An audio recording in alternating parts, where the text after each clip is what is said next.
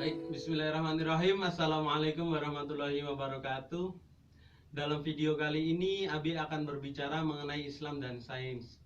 Kalau kita berbicara mengenai Islam dan sains, saya jadi teringat pendapat atau pandangan dari Bapak Agus Purwanto yang dituangkan dalam jurnal beliau. Beliau berbicara seputar aksiologi daripada Islam dan sains. Menurut beliau, menurut pandangan beliau, Islam dan sains ini adalah sebuah upaya untuk menjadikan Al-Quran dan Sunnah sebagai basis konstruksi ilmu pengetahuan. Betapa hebatnya beliau. Menurut beliau juga Islam dan sains ini adalah sebuah upaya untuk bisa mengintegralisasikan antara Islam dengan dunia sains modern yang sudah berkembang sebelumnya. Berkaitan dengan itu juga kalau kita berbicara mengenai epistemologi daripada Islam dan sains, saya berpikiran kalau Islam dan sains ini adalah dua buah polarisasi interaksi yang terdiri dari saintifikasi Islam dan islamisasi sains. Yang pertama yaitu saintifikasi Islam. Saintifikasi Islam yang dimaksud di sini adalah sebuah upaya untuk mencari dasar sains yang dianggap benar menurut Islam. Jadi apa yang dianggap benar menurut Islam itu bisa dibuktikan dengan sains apa enggak gitu loh. Contohnya gini, saya dulu pernah ikut pengajian Majelis Al-Khidmah di Kabupaten Blitar. Itu ada satu ceramah dari panjenenganipun Bapak Kiai Haji Najib Zamzami dari Kediri. Beliau mengatakan salah satu cara agar hati kita tidak keras itu adalah ketika kita kencing, kita kencingnya sambil duduk, tidak sambil berdiri.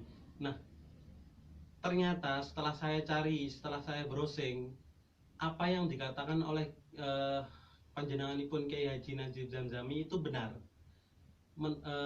dan dapat dibuktikan oleh sains. Saya menemukan satu artikel itu penelitian dari Leiden University dari Belanda.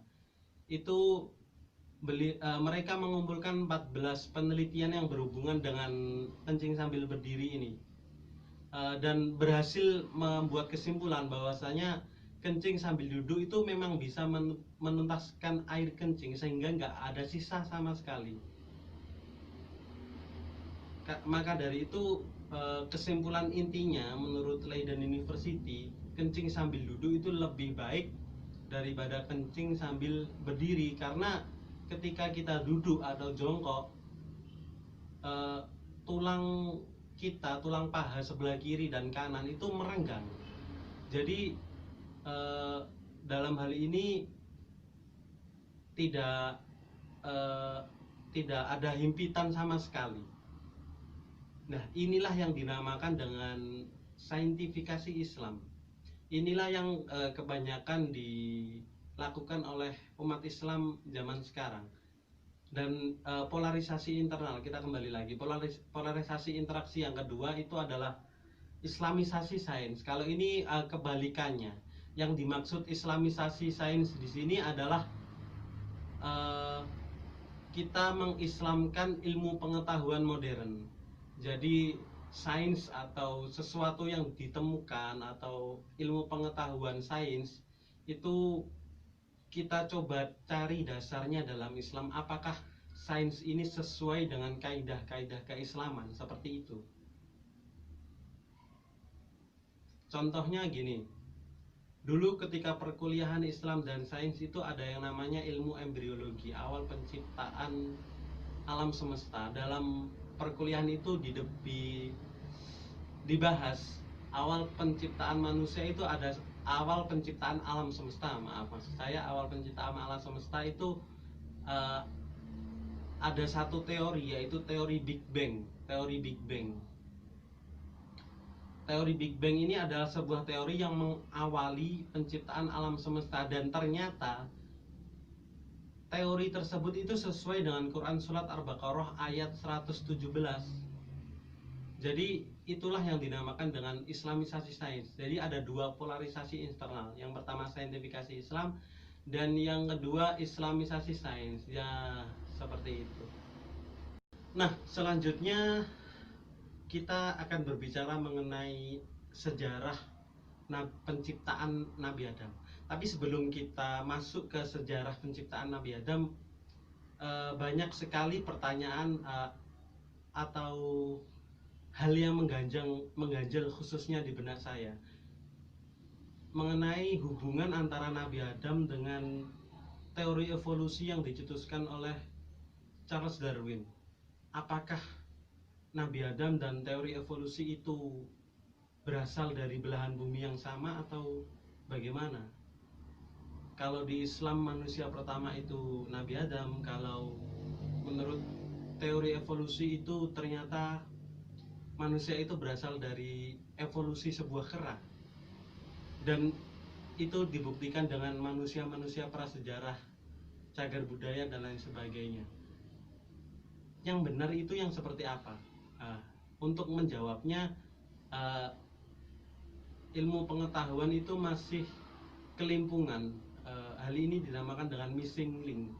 Tapi saya mendapatkan sebuah referensi atau sebuah pencerahan, atau intinya saya pernah mendengarkan ceramah dari panjenenganipun Bapak Quraisy Shihab. Menurut beliau, Nabi Adam, untuk lebih lanjutnya gini aja. Mari kita lihat aja potongan dari penjelasan Bapak Quraisy Shihab seputar hubungan antara teori evolusi dengan Mbah Nabi Adam. Mari kita lihat videonya.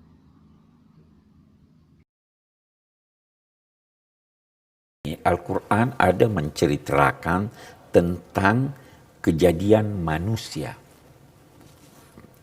Tapi dia juga menceritakan bahwa sebelum kejadian manusia Adam ini sudah ada makhluk-makhluk lain. Dia tidak terangkan apa makhluk lain itu. Boleh jadi makhluk lain itu manusia purba. Boleh jadi. Kemudian ketika dia berbicara tentang manusia pertama ini, Al-Quran hanya menyatakan bahwa dia diciptakan dari tanah. Kemudian ada proses, dan proses akhirnya dihembuskan roh, maka jadilah dia manusia. Mungkin itulah manusia modern. Nah, tetapi Al-Quran tidak menjelaskan apa yang terjadi setelah tanah sebelum ditiupkan roh. Kalau saya bisa beri gambaran begini, Nan.